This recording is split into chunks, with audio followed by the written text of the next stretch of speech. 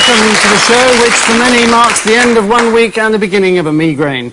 In the wake of the Eastbourne by-election, the Conservative Party discovers the addresses of all those supporters who switched their vote to the Liberal Democrats.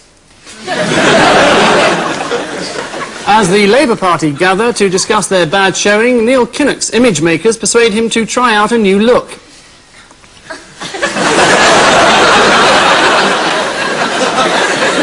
As usual, two teams of wacky funsters have agreed to be publicly humiliated in a desperate attempt to prove they know what's going on in the world. Sitting on my right hand, a curious little idiosyncrasy of his, is team captain Ian Hislop. And on Ian's team this week, writer, performer, singer, pianist, satirist, songwriter and comic, the rather limited Dillie Keane.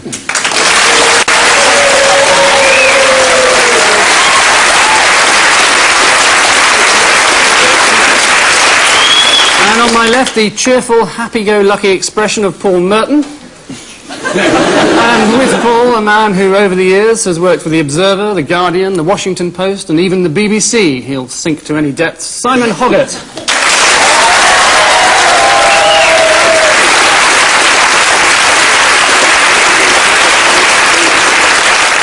2 points if you're right and no points if you're wrong is, as ever, the rather complex scoring system we have, and 1 point if you're deemed to be somewhere in between. So let's leap legs akimbo into the first round, in which we show you footage from the week's news and ask you random questions, such as Ian and Dillie, what's this blast from the past doing several thousand miles from Bexley? Ah, it's Cat Stevens. On his way to have a baby, I think. No, it's actually Ted Heath, Yes. returning from Baghdad, and he's smuggling out 30 hostages under his shirt. Excellent, yes, well, the figures weren't right, it was 40, but you can certainly have 2 points for that. Looked like 30. Of course, the trip may not have been necessary, because Saddam could be pulling out of Kuwait after the Prophet Muhammad appeared to him in his bedroom at 3 o'clock in the morning and told him to retreat. Strange he didn't seem to notice that Muhammad should choose to manifest himself as a fat, white-haired old Englishman wearing a sailor's hat and a light leggy badge. Paul and Simon, what new scientific breakthrough are we witnessing here? Oh, this is the male contraceptive pill to stop men getting pregnant. Yes, it's the male contraceptive pill which is currently being developed at Edinburgh Royal Infirmary. In trials so far, it has a 98% success rate, but doctors are hoping that the side effects, which are that it makes you fat and spotty, will take care of the remaining 2%. They're now working on a new pill which is guaranteed 100% effective. All they have to do is condense 9.5 pints of lager into a tablet form. And they'll have it. Ian and Dillie, who is this marked man? Mandy Wyman, after several years of marriage to Bill. It's got a nice collection of books. This is Howard Marks, isn't it? It is Howard Marks, yes. Drug smuggler. Yes, he is a drug smuggler, though he claimed when he was tried the first time that he was an MI6 agent who was infiltrating the IRA by selling them marijuana, which for some reason the jury believed. But an American jury didn't. They've sent him down. Yes, Howard Marks, the international drug smuggler, or at least that's what it says on his passport, just been sentenced to 25 years in an American jail. Curiously, he was shopped to the police. Does anyone know by whom? By the fact that he wrote a book called High Times. And the police had a look at the book and thought, he obviously reads the Times. Yes. And even they worked out that this was a reference to marijuana, as they call it. In the trade. Yes, he was also shopped to the police by Colin Moynihan's half-brother, Lord Moynihan, unusual Christian name. Finally, in this round, Paul and Simon explain this mess. Princess Anne making her way home. It's the strike of Spanish truck drivers, which completely blocked the border. They were protesting against the import of thousands of cheap British hedgehogs. And I always thought they were demanding petrol subsidies, but there we are. Yes, well, 2 points to you, Simon. Well done. Hundreds of sweating Brits have been pressed against each other for a fortnight in unbearable heat with hardly any food and no sanitation. Spaniards were probably just trying to make them feel as if they're on holiday. Which brings us happily to the end of this first round, at which point the score, well, Paul and Simon have 4, and Ian and Dillie an equal 4.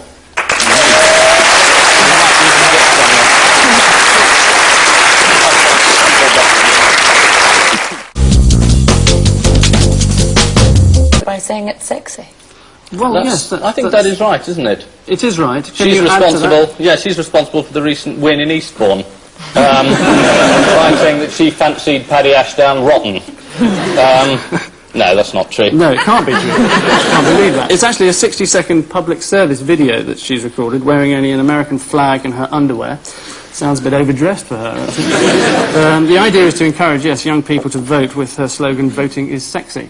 I must say, I've always found making my way to a local school hall on a wet Thursday morning and writing across on a piece of paper with a half-tube pencil a bit of a turn-on, too. Anyone else? Ian, right, what's going on in this? Gaddafi dreams of a green Sahara. He's going to gas everybody in the Sahara. No, this is one of Gaddafi's dreams again. He has he has very pleasant dreams Do they? in which the Prophet comes to him and says, you were quite right to take Kuwait. Why don't you withdraw a bit and keep all the oil fields so you'll be rich? Yes. And he says, what a good idea, Prophet. I'll do that. Yeah, the I wrong think you may man. have the That was wrong man, Saddam. that's the only thing, insofar as this is...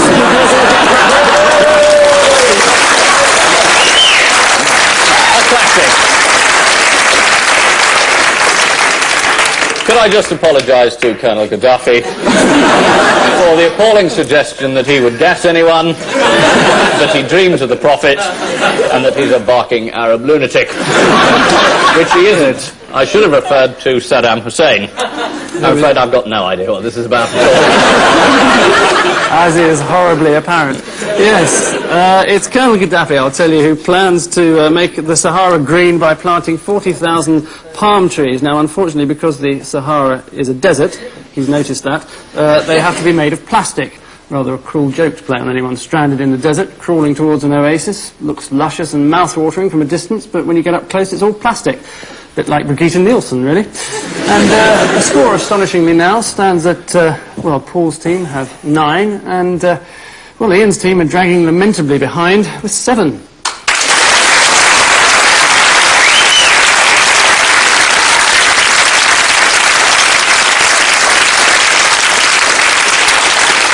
It's time now to get down and get cryptic as we show each team a set of apparently and indeed genuinely unconnected images, which taken together cunningly encapsulate a major news story of the week. Ian and Dillie, explain this if you will. Oh, it's Colonel Gaddafi, Well spotted. Saddam Hussein. Yep, that's a jail, isn't it? Yep. That isn't. Sewing mailbags. Post office. And barbecue. Barbecue. And that's a sausage. Yeah. Oh, there's Ernest Saunders.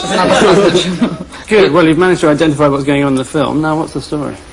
The story is the Gerald Ronson story, which is that Gerald Ronson, having been sent to jail for fraud, has been treated rather well in jail. Gerald Ronson managed to make a doctor's appointment, so he had 2 appointments, one before and one after lunch, and he was taken by his chauffeur from the jail to his appointment. Then he was dropped off at home for an agreeable barbecued lunch. Then he went to his other doctor's appointment because he's suffering from stress, the stress of being allowed home to have lunch with your wife when you've been inside for about 5 minutes. Yes, being out to lunch. And then he went home to jail, which I assume is David Waddington's attempt to solve the problem of overcrowding by letting the fantastically rich people out for the day. For barbecues, yes. Yes, absolutely right. I'll give you 2 points for that. Yes, he can also, he's also allowed private doctor. He has a telephone and television. He can travel to London on his own, and he drives around in a chauffeur-driven Lancia. He's currently considering an appeal to have his sentence extended. Paul and Simon, here's your misleading montage. That's Sarah Keys, isn't it? Cecil Park, isn't it? They're showing the new male contraceptive makes your head loose.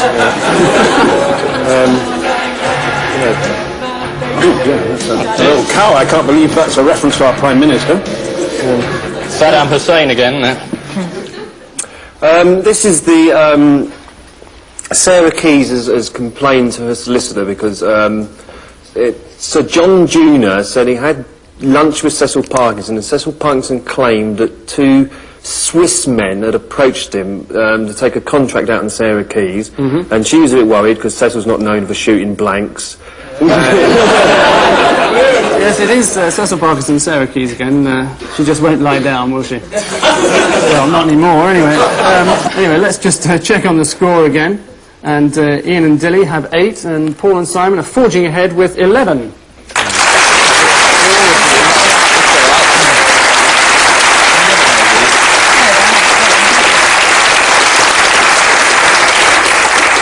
Well, let's now delve ruthlessly into the past for our archive round. As usual, one piece of film per team. They have to tell us what happened next. Ian and Dillie, consider this. Most expert opinion, setting aside those who want to drive divisions between the services, is of the opinion we've probably got the balance about right. But why should the public on this issue, as regards the future of the Royal Navy, believe you, a transient, here today and, if I may say so, gone tomorrow politician? Now, what happened next? Oh, well, this is the celebrated occasion when John Knott was being interviewed. That's him there. He was Defence Secretary, I think. He was being interviewed by Sir Robin Day, the here today and gone to BSB tomorrow interviewer. And Robin there was being his usual charming, pleasant self. And John Knott walked out. OK, well, you say he walks out. Let's have a look. But why should the public on this issue, as regards the future of the Royal Navy, believe you, a transient, here today and, if I may say so, gone tomorrow politician, rather than a senior officer of many years? I'm fed up with this interview. Thank you, Mr. Knott.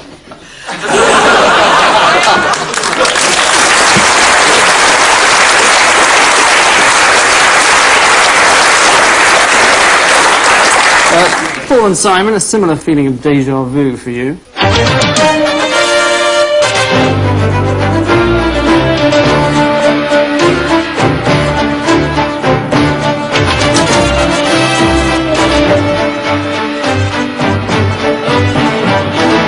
The 6 o'clock news from the BBC with Sue Lawley and Nicholas Witchell. Now, what happened then? They start playing table tennis. It's too simple, I'm afraid, mate. This is, I think I know what this is. I never saw it at the time. This must be when there was a group of people sort of broke into the studio. It's about clause 28, was it, I think? Sounding good so far. Let's just see how right you are. The 6 o'clock news from the BBC with Sue Lawley and Nicholas Witchell.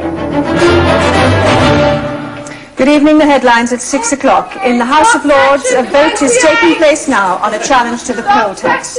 Tory rebels have said the tax is unfair and unpopular. Another prosecution involving undercover police and alleged football hooligans has collapsed. No evidence was offered. And repairing the roads. Why the codes signal a lot more chaos this summer. And I do apologise if you're hearing quite a lot of noise in the studio at the moment. I'm afraid that we have rather been invaded by some people who we hope to be removing very shortly. In the meantime, if you can possibly ignore the background news, we'll bring the news as best we can. Absolutely desperate to host the Wogan show. It was actually an invasion of lesbians. It was, driven wild by Sue Lawley's legs. Yes, well, Nick Witchell was actually sitting on a lesbian next door. Which must have been fun for Nick Witchell. Yes, you're right, actually. Nicholas Witchell went on to read the news while a manacled lesbian struggled beneath him, desperately trying to avoid the main points again. At the end of that round, the score, well, Paul and Simon have a still sumptuous 13, and Ian and Dillie have rather less appetising 11.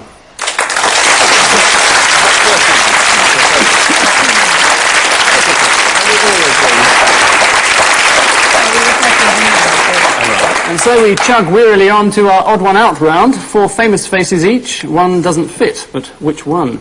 Paul, 4 much loved entertainers for you. Margaret Thatcher, Bob Hawke, Ken Dodd, and La Gazaladra, according to Justice Harmon. They've all cried in public, apart from Ken Dodd. Did he not cry during his trial? No. He had the whole No, he London laughed, Symphony actually. Orchestra playing violins in the dock. No, Bob Hawke's cried, isn't he? He cried when something happened to him, and Paul Gascoigne cried when something happened to him. And Yes. Margaret Thatcher cried when something happened to her. her. That's the way I read it at the time, anyway. Yes, She obviously cried you're, when her son got lost in the desert. Everyone else was laughing. And everybody cried when they found him. Yes, absolutely right. All of them have shed tears on television, except Ken Dodd, who of course sang tears on television, as music lovers may well remember. So, we come on to Simon, and a famous foursome for you. David Steele, Terry Wogan, Geoffrey Howe, David Bellamy. They're all crap. Except, You have to choose one that isn't. there's that Irish fellow at the top right who's the only one you never see on the Wogan show. They've all made records except... Yes. They've all made records Yes. except Geoffrey Howe. Yeah. Yes. They've all made records. David Steele made a record which was It's My Party and I'll Cry If I Want to. Yes. Geoffrey Howe never made a record, but if he had, it would have been No Woman, No Cry. Yes, you're absolutely right. The answer is Geoffrey Howe. He's the only one not to have recorded a novelty single, at least as far as we know. Terry Wogan recorded The Floral Dance, sadly. David Bellamy recorded O Brontosaurus, Will You Wait For Me? While David Steele, would you believe, recorded a rap called I Feel Liberal All Right. You can help me to change the face of British politics. Let's pull our country together instead of tearing it apart. That's what the Liberal Alliance is all about. Join us and help to build a better place to live. And you wonder why they lost. Dillie is your four. Prince Philip, Sir Alistair Burnett, Princess Margaret and Michael Fagan. Oh, well, I assume that one of them hasn't been into the Queen's bedroom. Now, which? Prince Philip.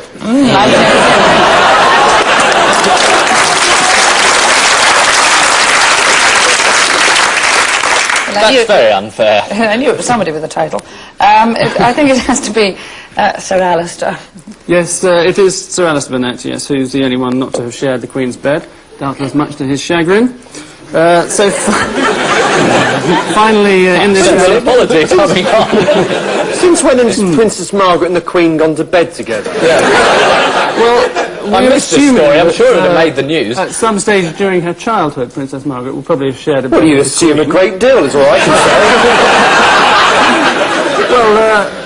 Well, we'll just check it out. I'm sure the They were producer probably can swapping ring up. makeup tips, I should think. Yes, and Michael Fagan, of course, sat on the end of her bed. That's sufficient. And Prince Philip, well, presumably shared her bed sometime early on in the marriage. They always are in separate rooms when they have sex, actually. Ah. So they use a sort of royal hose pipe, which can...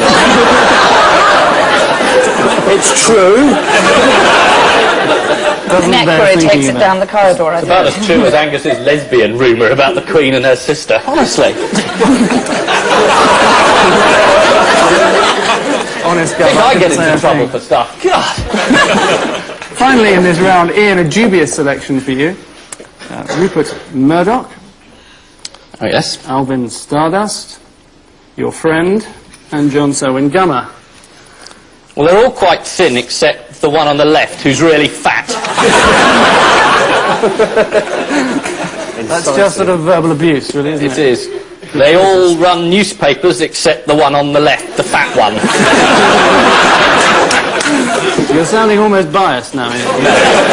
They're all born-again Christians, except Maxwell. Rupert Murdoch, the owner of The Sun, is a born-again Christian. That's about as believable as most of what you read in The Sun. No, it's true, apparently. Rupe, the porn-again Christian. Alvin Stardust is born again. As what? I don't know. John Selwyn Gummer is a member of the General Synod and is a severe Born again. Christian. And Robert Maxwell is the big fat guy on the left. Yes, virtually everything is right. Robert Maxwell is the odd one out because the others are into God, whereas, of course, Robert Maxwell is God, as we know. And that godless remark brings us to the end of this round, and, well, Paul and Simon have 17, and Ian and Dillie are fighting a rearguard action with 16.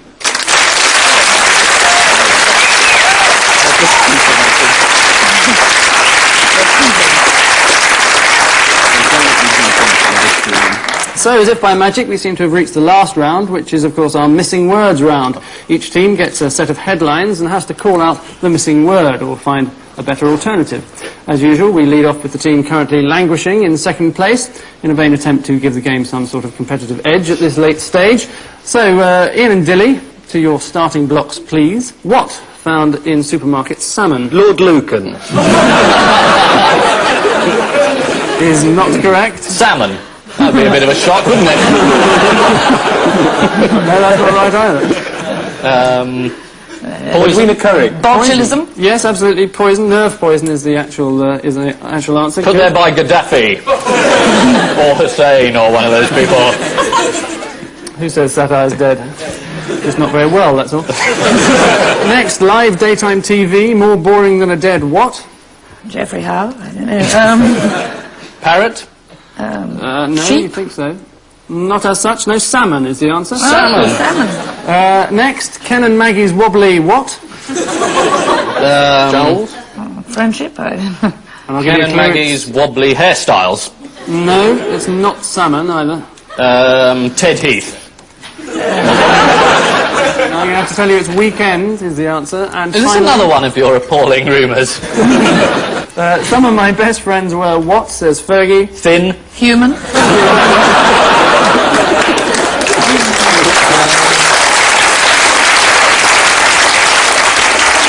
Neither of those are obviously. Drug addicts? Drug addicts. I'll take that. Junkies is the actual answer. Good.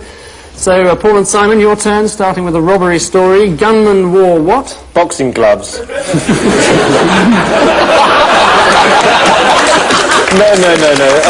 No, but seriously. But seriously, cling film. Cling film is the right answer. Well done. Next, Major splashes out billions to buy what? Breast implants. Votes, I think, is the term. Votes is the This right is a answer. child benefit. Yes, Ian One. leapt in there. Next, dinosaur found in what? Supermarket salmon.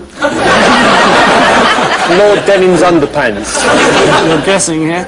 No. Wiltshire. I'll give you 1 point Museum. there. 'Cause Tea it's actually- bag. No, it's the Cotswolds, so you were perfectly right. The day Saddam finally tuned into what? Songs of praise. Well, you're not far off. Colonel Gaddafi's dreams. I think is the Derek answer. Jameson. Sky Television. No one tunes into Sky. Blue Peter was the actual answer.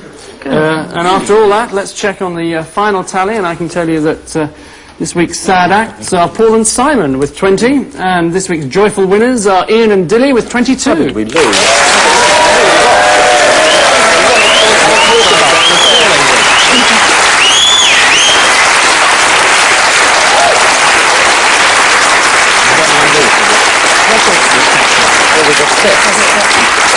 So, congratulations to our winners, and derision and public scorn to our losers, unless, of course, they can redeem themselves in this final round, the caption competition. Paul and Simon, what did you come up with for this?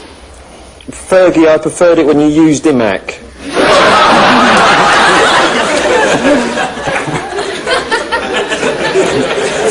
Very good. Ian and Dillie? I thought maybe that's no way to treat the Princess Royal.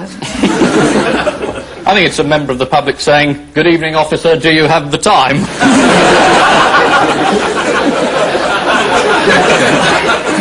Well, that'll do nicely. So with that, we say thank you to our guests, Ian Hislop and Dillie Keane, and Paul Merton and Simon Hoggart.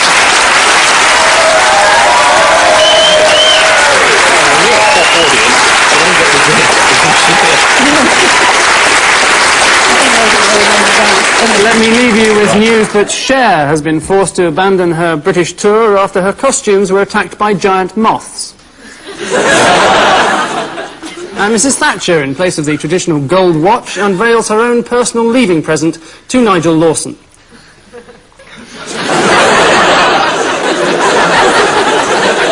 Good night.